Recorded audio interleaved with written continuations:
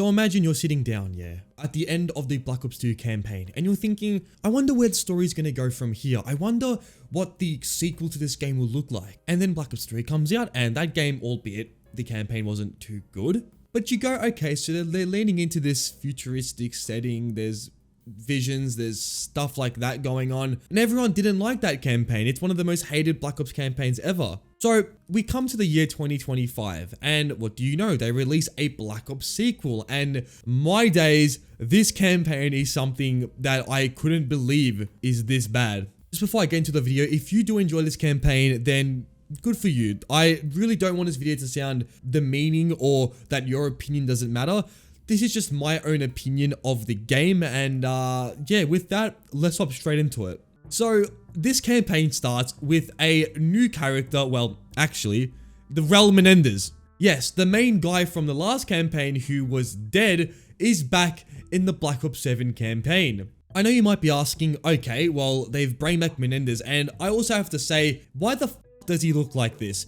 Now I know that they had to do some visual, like, I believe it's like mode capture, like a lot of the new games change the way the old like characters look, but this is a sequel from Black Ops 2, so the fact that he got such a big change in terms of the visuals for me was already a massive like whoa moment. This isn't too bad, although it's literally just repeating the events of Black Ops 2 with him going, guys, you need to just attack the, Pentagon, blah, blah, blah. It's basically Black Ops 2 all over again. However, there's a new character called Kagan, who is this game's main bad guy. She runs this like AI organization that controls the main like world power because she has literally control to all the new technology. And straight away, they don't even try to hide that she's going to be a bad guy. Literally 5 minutes into the campaign, Kagan already is revealed to be a bad guy, and I like how they added the red like subtitle that they added in Modern Warfare 2 for Commander Graves. But the reason why Commander Graves worked a lot better because his reveal of being a bad guy was a lot more shocking than whatever this is. But I mean, hey, at least we know that Kagan is gonna be a bad guy sooner than later. Anyways, we then get introduced to David Mason, and we also see the guy from Black Ops 6, who, mind you, literally, this is the only cutscene we see of him in the whole game, beside the ending, I think. Then we see the OG Harper, who seems to be back, although in this game, his hairline seems to be completely cooked. And we see the other two characters being 50-50, who's a new character to the Black Ops universe, and then the guy from Black Ops 2, who no one even remembers. The second the gameplay begins, I think all of our expectations were completely blown out the water, because the second I got my hands on the gameplay and I was able to move around, I could already just sense that this was going to be absolutely dog shit. Now, I know people do like the Modern Warfare's like engine, but for me, I prefer the old Black Ops feel a lot more than the new engine. There is a lot of improvements. The Omni movement is, I'd say, a nice innovation to the movement formula, but I really don't like the gunplay that the Modern Warfare engine has, and I'm already starting to really dislike just going around shooting things. It just didn't feel like the old COD. But I know things are changing and you can't be stuck in the past, but I just like the old COD. It just felt better. Enough piss farting around. The mission ends with us being captured and then having a cutscene where we are sent to a alternate reality. Now, I don't entirely hate the abstract reality this game does portray, but I just don't get a sense of any like real life urgency because here we are in a hallucination. There's not really much stake beside the characters having a hallucination, and I think it's a little bit goofy. I can't lie, the whole setting for me felt a little bit goofy. But then we get toward the main mansion where we find Raul Menendez, who seems to be still alive. He does his usual quotes like, no need to believe or to seek me out, I am already right here with you, blah blah blah. He basically tries to be the Black Ops 2 version, just with a slight less aura, I can't lie. And then you get this really boss fight with basically these flying knives, which mind you are just absolutely goofy as hell. And then eventually you just defeat Menendez. He doesn't even have a last say. He just stands there and dies. Like there's nothing. I just think this whole boss fight is completely ridiculous. It's just Menendez just trying to like act tough in that, but he's just kind of saying the same lines over and over, and you really don't have to have this in the game. Like, why is Menendez in Black Ops 7? He doesn't add anything to the story. I think personally it was just hyping up the game because he actually has nothing to do with the story. Once you defeat Menendez, you escape this reality, and then you have to go and see Karma, who was the person from Black Ops 2 who like was the secret weapon. I don't even remember. And then you find Karma inside this tunnel, and they did another massive design change. Now, I'm not going to say that the characters have to look the exact same as Black Ops 2, but this just does not look like Karma. She looks like a complete random person. So once you find Karma, she basically says, I'm not going to even describe the mission. It's basically boring running around doing random shit. There's not really much to do. And a lot of the missions in this game are just these open world experiences that don't even add much to the gameplay beside you literally flying around, going to an objective and shooting people. That's all you do. Like, there's no story. It's just defeat the bad guys and call it a day. But eventually we find a crate, which we get another, schizophrenic hallucination. And now we're suddenly in Wood's memory, where he's in the Vietnam forest or whatever this is. And this game has a weird fascination with zombies, and for some reason, there's a lot more zombies than normal robots. Like, I get it. Black Ops 3 had this. They had the nightmare mode, but the difference was that was a nightmare mode. This is the main story. So why the f is there more zombies and bugs than actual robots or, actual normal enemies? And they're not even new enemies, they're just replacements from Terminus from Black Ops 6 with the bugs and it's just literally copy and paste. It's actually insane. We battle through Woods' memories where he's basically having a lot of grief about, the death of Alex Mason. And mind you, Woods is already, not going to spoil it, but he's no longer with us, unfortunately. So we're actually seeing a person who's not actually alive's memory. Now, I don't know how this even works in terms of like technology, but I'm not going to even ask questions anymore because what's the point? And there's not much story beside Wood just saying the same things like, I'm sorry, Alex Mason, this, that, like going through his grief. But I think we already saw that in Black Ops 2 in Woods' portrayal. He was already suffering a lot of grief. So the fact that we're just re-exploring that doesn't really add much nuance to the story. Like if they added like more, I guess, depth into his psychological thinking, like I get we're in his mind, but the things he says is, sorry Alex, I didn't mean to shoot you. Like we saw that in Black Ops 2. We don't have to retell the same story. Then Woods has like this whole moment where he's in the the crate and he's like going through the Black Ops 2, like the same things where he goes, sorry David, you can't help me, this, that, and like I guess Alex Mason is there and David sees him and kind of like has this moment of, it's not even a moment, he just kind of looks at his dad and just looks back at Woods and goes, what's going on? Then, I'm not shitting you, Woods turns to a massive tentacle monster. Like, I'm not making this up. You just see Woods and next minute he's this big beastly abomination who tries to destroy the group. Like, what even am I looking at? This doesn't even make sense. Anyways, once you beat the nightmare, Woods then becomes this random person and says, I'm sorry. And that kind of has this forgiveness moment where David literally says, Raul Menendez tricked you, blah, blah, blah. Like, Woods knows this. I'm sure he's already contemplated this in his life. I don't think we got this depth in Black Ops 2. I don't think David actually ever like had this moment with Woods. But I'm thinking there must have been something because I don't remember Black Ops 2 off by heart. But I'm pretty sure this has already been told before. I don't know why we're retelling the same story. But anyways, once David gives his excellent speech saying you need to forgive yourself, Woods then kind of just disappears. And then we have another mission where we do the exact same things before, running around random objectives and shooting people. There's literally no gameplay value. I'm pretty sure there is takedowns, but they're nowhere near as cool as Black Ops 6's takedowns.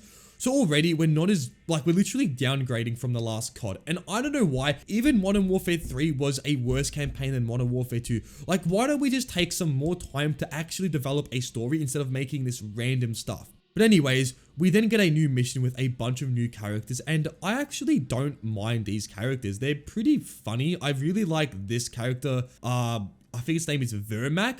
He is a Ghost ripoff, but I really appreciate his personality. It's a little bit more different than anyone we've seen in the campaign so far. I like how this side group has more personality than the whole main group combined. Like, I don't get how that even makes sense. But anyways, this mission is basically the Hijacked mission, the map from Black Ops 2. And all that really happens is we go around doing the same thing. We hack a few things and then we have to do some parkour, which is cool, but I don't personally like the new wall running, the actual mechanic, because my wall running was just not working. So maybe my game was bugged, but I was just having a really hard time moving around with this new mechanic. Another thing I'm going to get into, why does this game run on online servers? I get it's a co-op campaign, but why didn't you add the feature to make this a solo experience as well? Because when you're playing solo and you lag in a solo experience, I don't understand.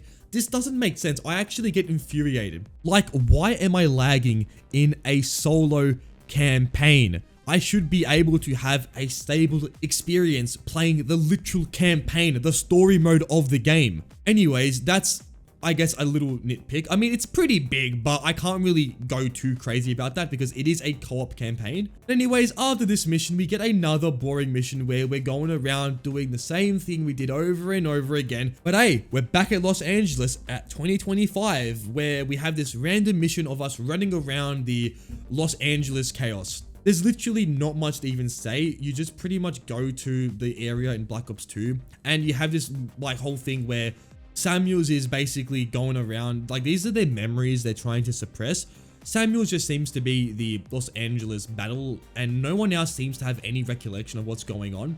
Like David just says one line saying, "We needed you that day," and that's about it. Like, I'm surprised Harper and David don't have more voice lines. Like in Black Ops 2, these guys were legitimate brothers. And in this game, they look like complete randoms. Like, I don't think Harper even says anything to David beside the good old, "Oh, bullshit that, bullshit this." Like, there's no connection there. Like, these people are meant to be lifelong buddies, and here they look like complete randoms. Anyways, that whole mission just doesn't really make sense, and we go to another memory, being 50/50's memory. Her whole memory is basically how she lost her arm, which, mind you, I didn't even realize she lost an arm until this mission, so I guess that's cool. And after this, we get to Harper's memory, by far the weirdest and absolutely worst one of the bunch, because we're back at the Obama like ship thing from Black Ops 2, and again, why are we just going to Black Ops 2 areas? Like, why can't we have brand new areas to be in? But here we get a cutscene of Harper looking at the security system, and we see Salazar, the person that betrayed the crew in Black Ops 2.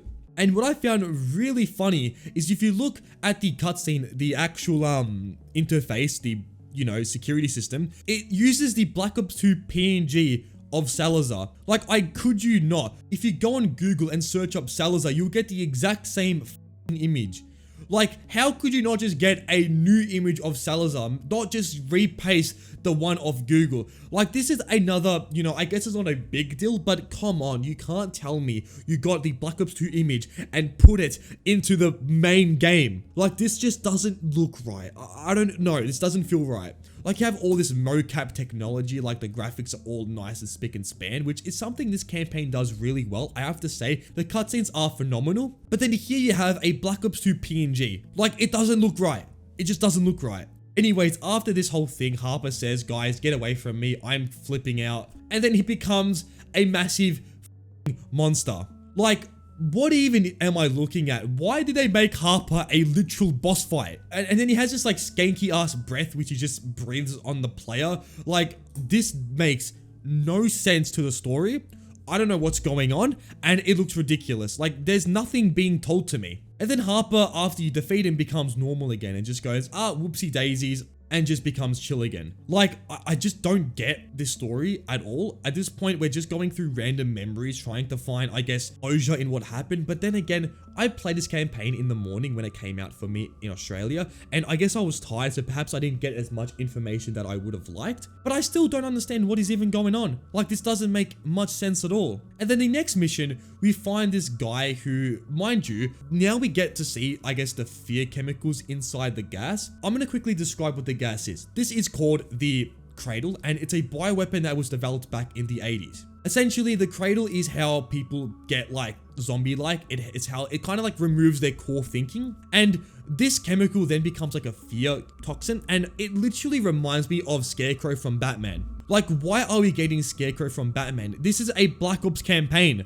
I don't get what's going on. Anyways, enough rumbling aside, this whole mission is pretty boring. You just have to go ahead and take out the remaining person, which is this like scientist guy. And in classic COD fashion, there is an interrogation scene where Harper loses his and David Mason tells him, you know what, maybe you should drop him. Something I really like is there's all this tension, and the second stuff gets real, they just cut to them knowing where the base is. Like, we don't even see what happens to the person or nothing. It just cuts that cutscene, which is such a wasted opportunity. Like, Black Ops 6 did this exact same cutscene, but 10 times better with the airport scene. Like, again, we're going back. We're literally getting worse as the games continue. Like, I don't get that. But anyways, after this mission, the crew have basically gone ahead and again inhaled that red cradle gas. This then sends everyone toward David's memory, which is all about Alex Mason. Alex is telling his son, you have to go back to your cage because this is Vorkuta and no one escapes it.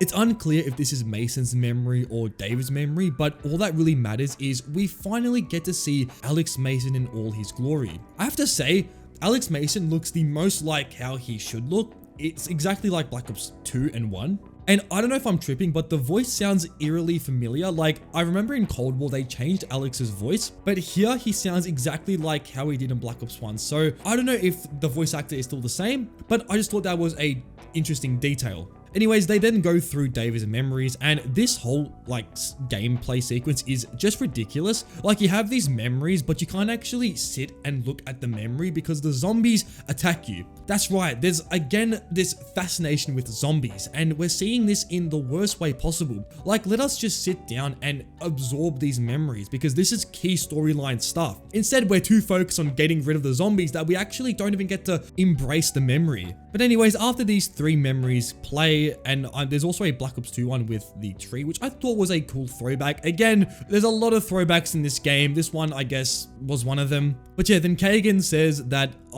you're basically screwed. All the zombies attack the base, and then for some reason, Alex snaps out of his little, I don't know, dream sequence thing. Alex then tells his son that he believes in him and that he's real because David believes in Alex. Black Ops 2 already showed this. I guess they chose a different ending just because they wanted to rehash the same story. If you're not familiar, Black Ops 2 has multiple endings, and one of the endings is where Alex and David reunite at the end of the game, because Woods can shoot Alex in the foot, which does cause this ending. So I'm guessing in the canon ending, David actually was, well, shot by Woods in the head. But again, we're telling the same story. There's nothing new that this game really does in terms of actually exploring David's grief. Like, seriously, you have no idea the amount of potential that Black Ops 2's campaign had to have a sequel. Like, there was so much unanswered stuff, and this game just completely threw everything out the water. Like, what happened to Menendez's group? What happened to all the people that were uprising? Like, what happened to all of that stuff? Nah, but instead, let's focus on some really cringe-ass, like, cutscenes in this dream sequence and these really goofy bosses. Anyways, you then get to escape Vorkuta, and for some reason, they decided to redo the Black Ops 1 thing, which I guess was a cool throwback. But what I didn't appreciate is the next area, which I'm pretty sure is the exact same place in Black Ops 6. Like, I'm pretty sure they literally copied and pasted this area from Black Ops 6 itself. I'm not 100% sure. Perhaps it's a new area, but it looked very similar. But after that whole sequence is done, essentially our characters awake from the hallucination. We then fly off in our parachutes and make it toward the ground, where we get a very, big reveal. Oh, what do you know? One of our old operatives became a bad guy. And for some reason, this game has a weird fascination with really over-the-top entrances. Like, I'm just gonna let this one play. Sorry, Mason. Playing the good guy only gets you so far. But why wouldn't... Sniper! Oh, well, no need to rush things. I've got nowhere else to be, and you've got nowhere left to run. Hostile grenade! Dharma! Like, I'm sorry, Razor, who the actual f are you? You were in one campaign mission, and you appear to be the main character. And if that doesn't piss you off enough, Harper then does the exact same thing in Black Ops 2, literally beat to beat. I mean, cool throwback, but this game is literally full of really boring and unoriginal rehashes of Black Ops 2 story. Like, this is exactly like Salazar. You're not telling anything new. Oh, bad guy betrays us. It's literally one-to-one like Black Ops 2. Like, can we tell original stories? Why are we telling the exact same thing that we've already done 50 times in the past? But anyways, after this very boring cutscene, we then get the final mission, which is basically us infiltrating the final, like, underwater base. This mission is actually pretty interesting. There's a lot of stuff going on, and I would say the last mission is by far this game's best one. Like, the gameplay is actually challenging and can cause a bunch of rage if you're not, leveled up like I was. But at this point, I was playing this game trying to complete it as quick as possible because I was already getting really frustrated. And this final section of the game was absolutely infuriating. I could not for the life of me get through this section. It took me about 40 minutes, and by that point, I had literally just given up. I had just gotten off the game. So edit, I've actually played the final mission. I did this after, well, getting some good sleep. And it's basically just the boss fight, and it's just 3 mechs, and each mech you get closer and closer to destroying Kagan's little hideout. And something I found extremely hilarious is in these like animations where 50/50 is putting these C4s on the mech, they didn't even try and make this look good. Like, this looks like PS2 graphics. I'm not trying to be rude. I get the budget can't be put to every single cutscene, but what was the point of making this a cutscene? You could have just had the thing mech just shoot the, you know, top of the thing with Kagan. But anyways, enough again. But after that, we eventually shoot down the glass and we get the iconic no from Kagan, and that's the end of that.